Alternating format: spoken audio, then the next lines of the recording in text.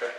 So this is who I work for, the Ocean County Culture and Heritage Commission, which is part of the Ocean County Park System, which Mike is the department head. So the first thing I want to do is talk about the pine lands. We're going to talk about this revolution in the pines. There are all these important things that happen in the pine lands. I think this group knows more than most that it's generally not very well respected. This is the east-west line for New Jersey. If you go home tonight and your family says, "What did I learn?" I guess this will be the one thing you can say.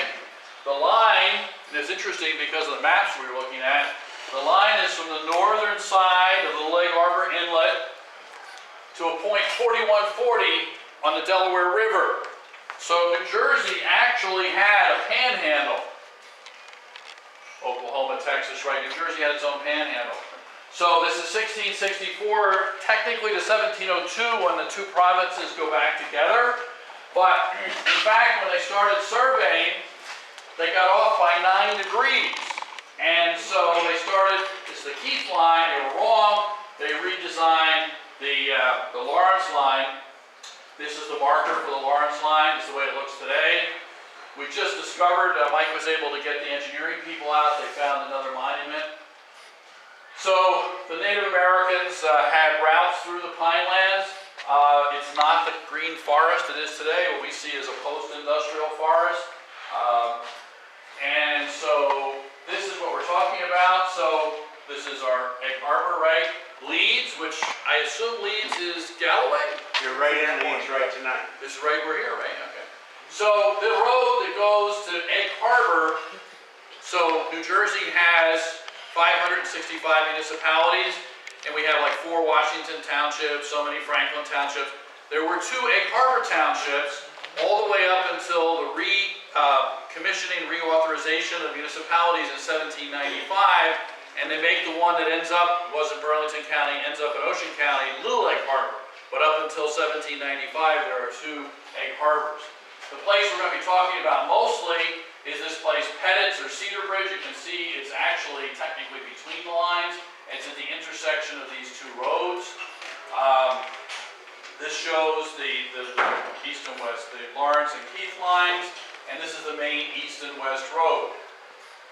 These are a series of maps. I love maps. These are maps that show that the area that we're in now, up until really Tom's River, that whole area, is actually one of the very few mapped and designated communities in all of New Jersey. There are maybe 30 places, 40 places that are named on the maps from 1750 on. And Cedar Bridge and or Pettit's, it has 2 different names, is on all of these maps. Here's an example. My grandson and I were down at Williamsburg, and we actually saw this on the wall, and I said, wow, there's nice.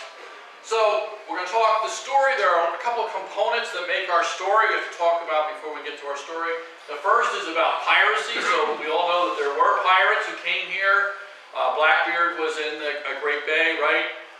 That's the golden age of piracy. There's just been a TV thing, Black Sails, right? And that ends by 1725. Because what's happening is the real pirates were really all started as privateers. So with this letter of marque, this allowed you to be a pirate on behalf of a country. So the United States did not have a navy, so they commissioned these privateers, and they come out of the shallow waters of New Jersey, and they take over the merchant ships and sometimes warships from the British government. This is a painting by a man by the name of Frank McGinley. This is based on an episode off of Tom's River. One of the whale boats is actually capturing a much larger prize. One of the components is the African Americans. In Monmouth County at the time of the war, 10% of the population are African Americans, and about half of those, a little bit more than that, are actually free blacks and non-slaves anymore. And the most famous of these is Colonel Ty, or the Black Caesar. He's actually featured in a PBS program on the American Revolution. He escapes from a farm around Freehold, goes down to Maryland, joins the British forces. Lord Dunbarton said that they could be free if they joined, and he comes back, and he's really quite the character. But the day he captures Joshua Huddy, again up in the northern part of Monmouth County, what's now Monmouth County. His bayonet nicks his arm and he dies from tetanus. Well, he's quite a character. Why are they fighting over all this stuff in the pine lands? Bog iron, we know the story.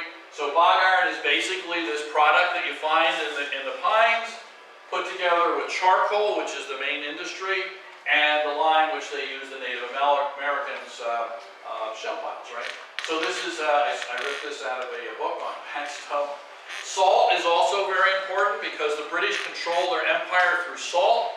That happens all the way up through India. When Gandhi is marching to the sea, he's marching to create salt, just like the people around here do, because Liverpool, the English Navy, is financed by the cities on the coast, and so the token of support to Liverpool is that the salt comes from there, and they don't want us to make salt as they didn't want the Indians.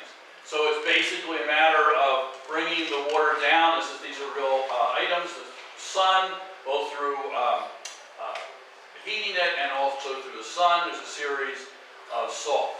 The main thing is charcoal. So the pines that we see are again post-industrial. There's some people who say that there were no trees between the Atlantic Ocean and Delaware River by the 1850s. That's probably an exaggeration. But all the way up into the 1820s, charcoal is being shipped from the ports along our shore here to Bermuda and the Caribbean to make salt. They're shipping our wood even after, and the way they did it is they brought the pine trees, they made like a teepee kind of thing, they covered it, and they slowly burned it down. So the first of the skirmishes we're going to talk about, you think of as Chestnut Neck, but it really has two halves, right? Chestnut Neck and what happens in Little Lake Harbor, or Egg Harbor. And so basically what's happening is, we think, let's see if it's a simple version here. Okay, so the British are really, so Monmouth has already taken place right in June of 1778. The British are back in New York, but they're really getting upset about this nest of rebel pirates along the shore. So they feign an attack on West Point. They send 8,000 troops north, and then they wait just a couple of days and they send 1,700 sailors and 13 ships here. They're coming here to try, but this author of this study that I ripped off here, he thinks that in fact their goal was Batstow because of two things, because Batstow, they're making iron, but more importantly, that's where those warehouses are, and they're shipping the items through it. So they wanted, his theory is they want to take care of them. This is your monument, the DAR monument. Now I have to say, I give this presentation all over the state of New Jersey, some version of it, and they are amused by the difference between your monument and the Daughters of the American Revolution monument. They think this confirms the fact that women are more successful than men. I just have to say, Tell them to talk to me. Huh? Tell them to talk to me. Yeah, right. Okay. Yeah. Anyway, so this is a painting by a man by the name of Louis Glansman. He did a series of paintings for us on these skirmishes. He did 70 covers of Time magazine. So this is the Polish, so we have two. So after all the activity here down here takes place, they go into New Gretna and they burn the houses of the Patriots. They leave the Loyalist houses going. They go back out to the inlet, and the zebra goes ashore. And so then they decide, according to this author, they decide now to go by land to Batstow. Well, that's what he says. I'm just telling you the story, right? Okay. So anyway, so who are the two protagonists? We have Ferguson on the British side, right? And we have Pulaski on the side of the Continentals. And both are proponents of this integrated force of artillery, cavalry, and infantry. So it's the only time the two of them engaged during the war. Both die in South Carolina later. So this is a painting to illustrate this. This is the site, supposedly, where the outpost was. The Society of Cincinnati puts up this monument in 1894. And this is the gentleman, George Solanus, who single-handedly preserved that site over development. He's really quite a man. He's passed now. He used to go collect pennies at the supermarkets to do this. So this is the Quaker Meeting House. This is the 1860 version. The 1702, this was where Proctor's artillery set up to try to block the British from coming through. After they feign and they massacre 40 or 50 patriots at the outpost of Pulaski, then they leave, and of course they burn the zebra. So just to get a little perspective, Yorktown has already happened in 1781. They're starting to talk seriously by 1782. The armistice officially takes place in New Jersey in April of 1783, and then the final peace treaty is 1783, and of course it gets amended down the road, the boundaries and so forth. So what Franklin, the last of the provincial governors, what he's afraid of is that his irregular troops are going to be left out of the treaty, a lot like what happens in Afghanistan, Vietnam, Iraq. People who side with the larger empire, if the empire leaves and after the Civil War or whatever is over, they're really in trouble. So Franklin's idea is to make the war in New Jersey so violent that the peace treaty cannot ignore him, and so we have some of the most violent episodes in this region after Yorktown. Well, most of the country is kind of settling down, and that's because they don't want to be left out. This is the Joshua Huddy incident in the blockhouse in Tom's River.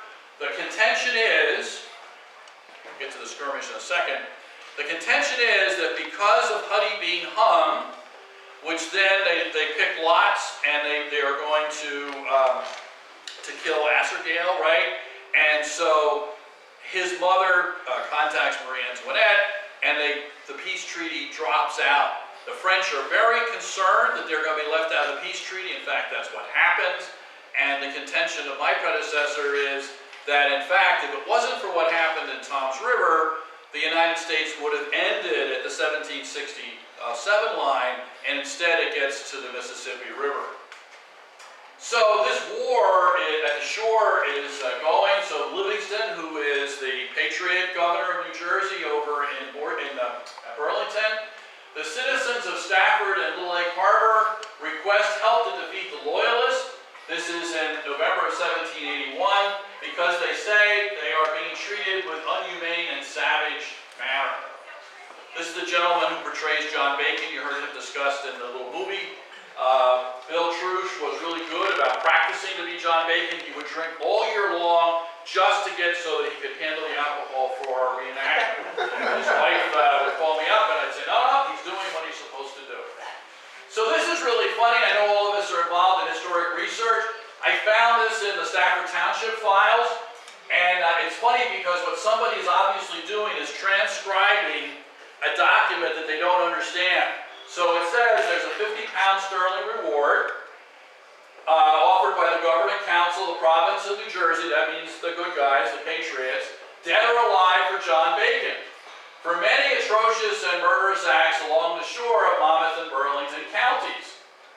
Well, it says it's ordered by the Board of Associated Loyalists. That's what it looks like, right? But they're the bad guys. That's who John Bacon is. So whoever transcribed this document got it mixed up, and in fact, what it really means is that he's doing these bad things at the order of the Board of Associates.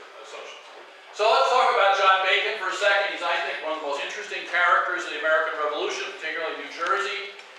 If the British had won, Mel Gibson would not have been playing the Swamp Fox in The Patriot. He would have been playing John Bacon, because John Bacon's a really interesting guy. He's a Quaker. He was written out of the house, out of the meeting house, because he joins the war. We know that before the war, he worked as a laborer. His in-laws are in Barnegat. He first comes on the historic record by killing this man, Stutson, in what we call Cranberry Inlet, off of Tom's River. But what he does, he's the most violent of all of them. You've heard of Giberson, you've heard of all these different pine robbers. He is the most violent. So what he does that's unforgivable is in December 25th, he robs a post office in Burlington County. The one thing we have 2 postal workers here, right? This is a really important story to you guys, right? So the one thing you don't want a government to do is not get their source of income. So they decide to give 50 pounds sterling for his capture. Mike and I went up to where we think he's actually buried in Arneytown.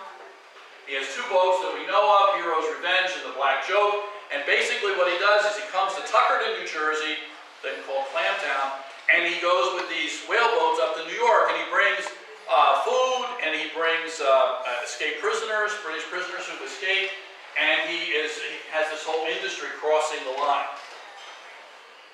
So again, he does all these things that are incredibly petty. So this guy, Silas Crane, he goes by his house time and time again in Manahawkin, and he just shoots at him through the window.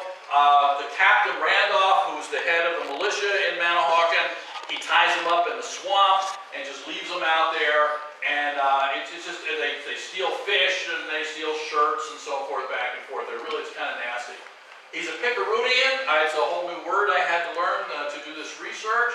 Apparently it can actually not be a bad word. He's a pine robber, a vendetta, Robin Hood, a refugee, a marauder. He's really bad. So it actually has a song about him. I commissioned this song because how can you be a famous historic figure without a song, right? So this is his main protagonist during the war is the Company 5 of the 2nd Monmouth Militia in Manahawkin. They engage each other about 10 times. The Manahawkin Militia wins 0 of those engagements. Bacon defeats the Monmouth Militia, the Burlington Militia, and the Gloucester Militia. He's undefeated in his record. To tell you a story, there's a tavern in Tuckerton called the Falkenberg Tavern. So the Manahawkin Militia, they know Bacon's hanging out there between his sorties. So they say, well, look, we're going to walk 8 miles down to Tuckerton and we're going to settle this. So they come down, this is the story that we inherit. He comes down and he says, come out here and fight. So John Bacon and his men put their drink down. They go out and have a big fist fight. The Manahawkin guys lose and have to walk 8 miles back to Manahawkin. Bacon is, kind of think of Tuckerton as Tortuga, like in the Johnny Depp movies. This is the Manahawkin skirmish. This is a scene that we created where they keep coming through Manahawkin to try to defeat them. It doesn't work. They clean this guy Tilton's wound out with a scarf, and he ends up, it becomes the novelty. In fact, Governor Livingston sees it, and it's pretty neat. So in the records, they keep saying it's December 30th, but in the actual pension records, it's obviously a 3 with an RD and not a 30. And this is a little church. This is where they hung out at the tavern in Manahawkin. Randolph's Tavern. Randolph was quite an entrepreneur. But the Burlington Militia criticizes them because they said they hang out at the tavern, but that's where people hung out in those days.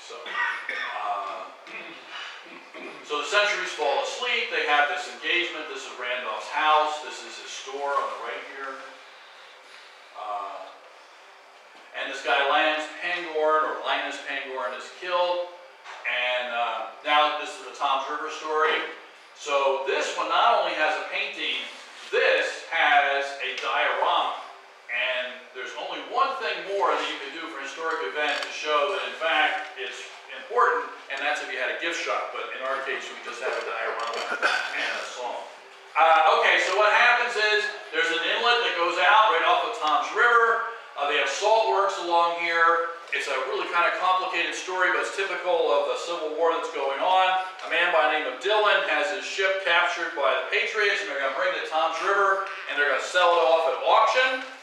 And Dillon is upset about that, so he gets the militia, the Loyalist militia, out of Sandy Hook, and they come down, and they burn the salt works, and they come into the town, and they burn the town.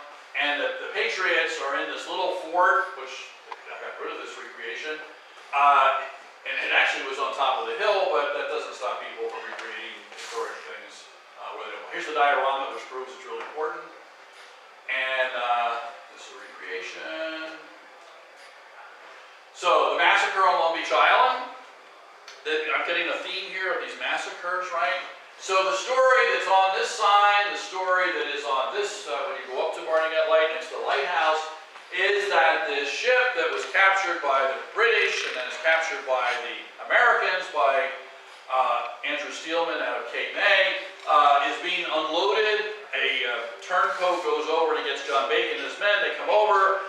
kill all these patriots in their sleep, and it's a really terrible thing, right? So this is the story we inherit, but in fact, and this is a painting that Mr. Glansman did about it. I said it looked like they had too much to drink the night before, and he said, oh, that's the way I want it, okay.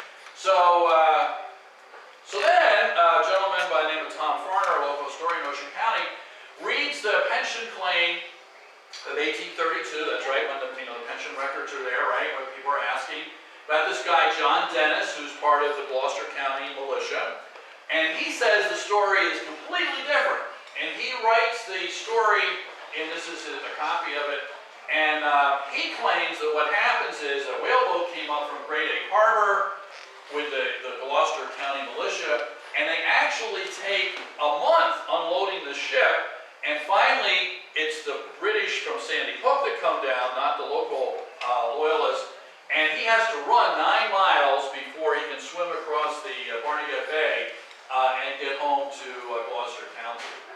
And it's a little replica. It's actually a Seabright skiff, but it's a replica, right? Now we get to Cedar Bridge Tavern, the affair at Cedar Bridge, and so it's between the lines. 1765, the Lawrence line, right? Queen Anne, 1702, but the line is still extremely important. So it begins as going backwards in time. Right now it's called Barnegat Township, but then before that it was Union Township, that's in Ocean County, and prior to that it was Union Township and then Stafford Township, and it used to be part of Shrewsbury. All of Monmouth County, most of Marston, Monmouth, what's now Ocean County, was actually one town, Shrewsbury. This is a painting of the skirmish. This is Mr. Glansman. This is the tavern the way it looked in 1925. This is the way it was when the Habs did their report in 1938. This is the way it was in 1940.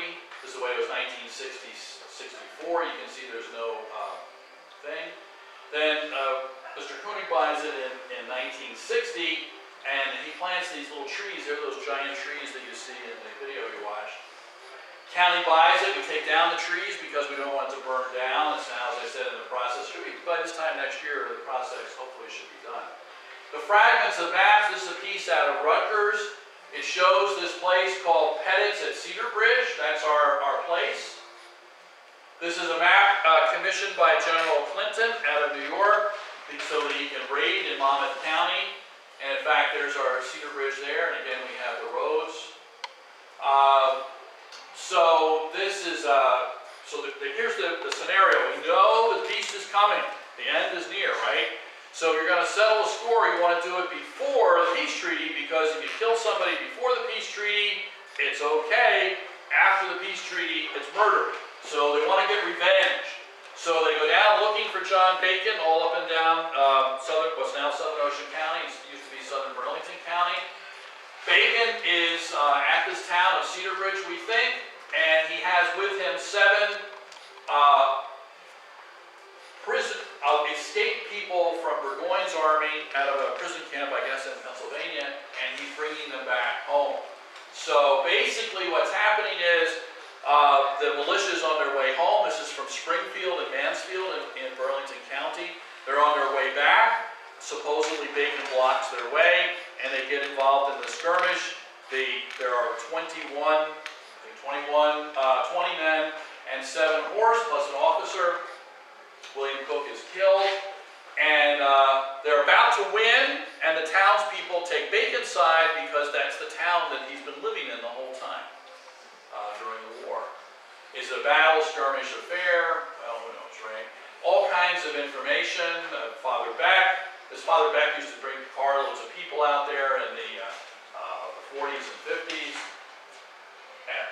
Boyer, Smithsonian, they're all talking about this little area called, this is our little reenactment we do each year. This is my grandson who just went to Iraq, and shows you how long we've been doing this. This is our freeholder, our boss, Freeholder Bartlett, buying the building from Mr. Koenig, and he had a life estate. He stayed there until he passed away in 2012.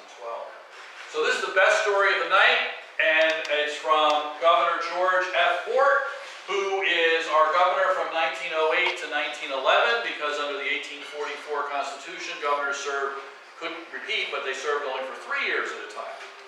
And so this is his story.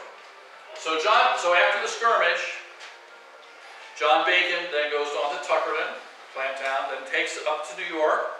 And New York, they write an article that he won the battle.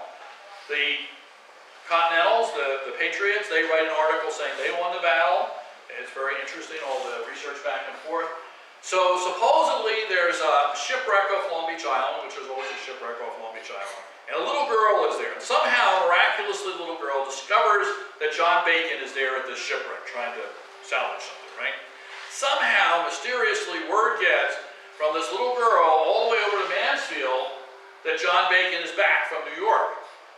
Well, the people from Mansfield are very upset because they lost relatives in this skirmish, right? So they decide to go down very close to where Mike lives in Parkertown, and they're going to go get this guy, John Bacon.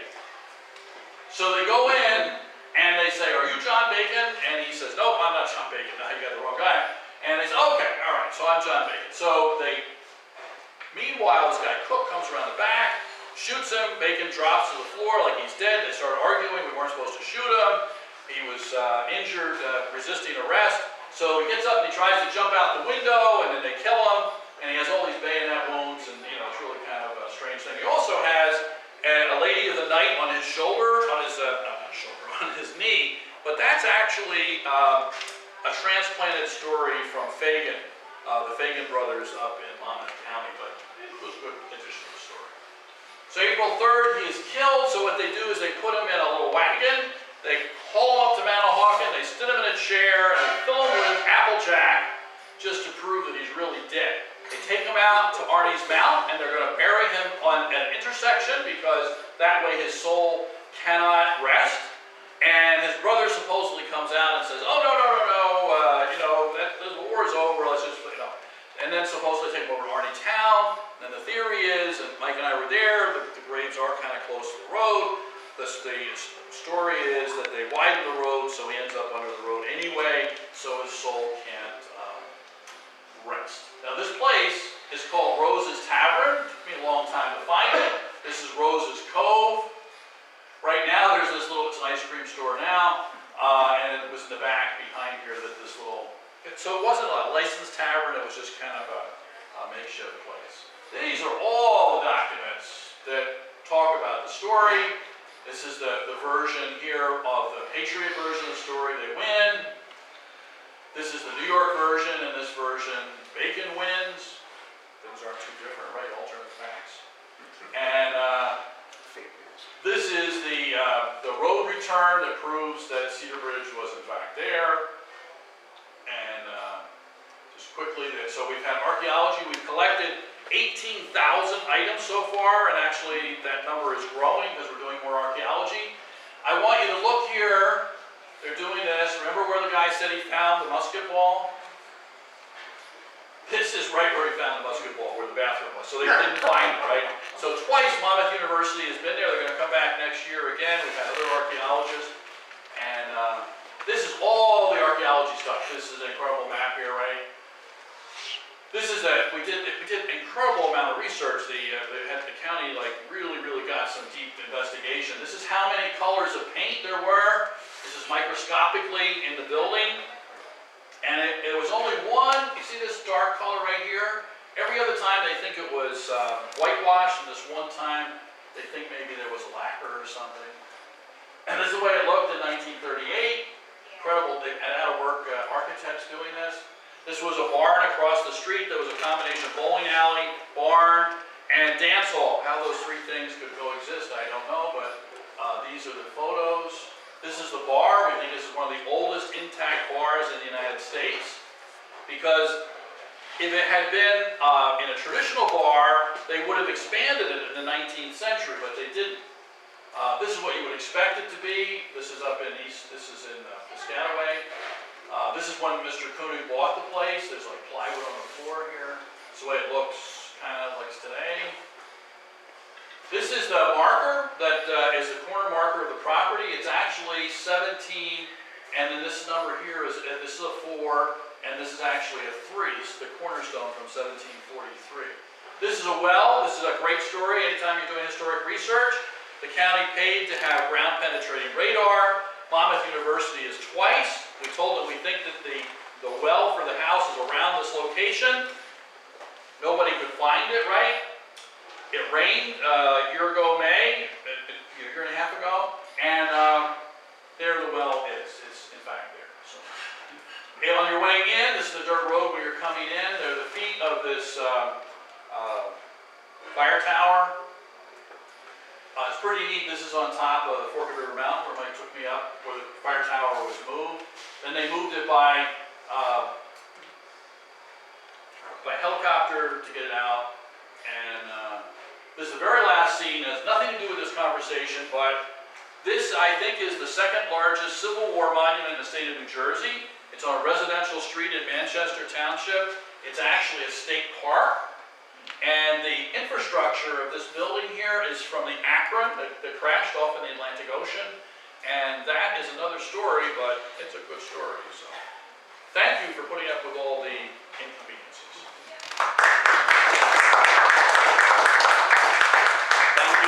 Thank you for joining us and sharing it with us tonight. Yeah.